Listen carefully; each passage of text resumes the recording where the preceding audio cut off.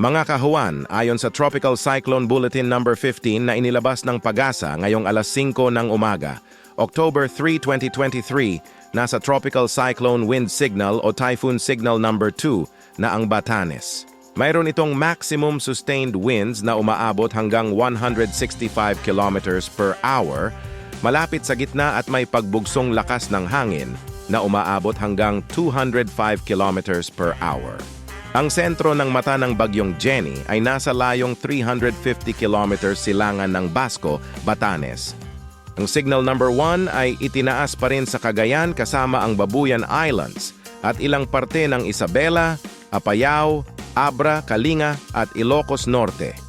Mga kahuan, sa ilalim ng Typhoon Signal number 2, ang ating mga kababayan sa Batanes ay nangangailangan ng ating panalangin at suporta.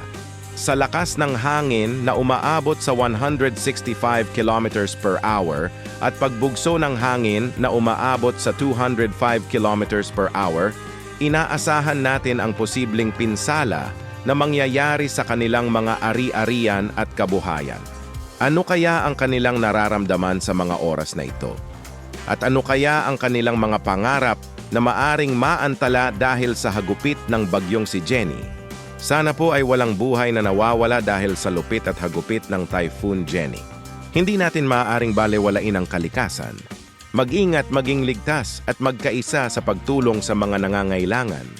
Palaging tandaan, ang bagyong Jenny ay dadaan, sana ang diwa ng pagkakaisa ng bawat Pilipino at ang diwa ng bayanihan ay mananatiling buhay sa bawat puso ng ating mga kahuan. Maraming salamat po. Hanggang sa muli, ito po ang Weather ni Juan.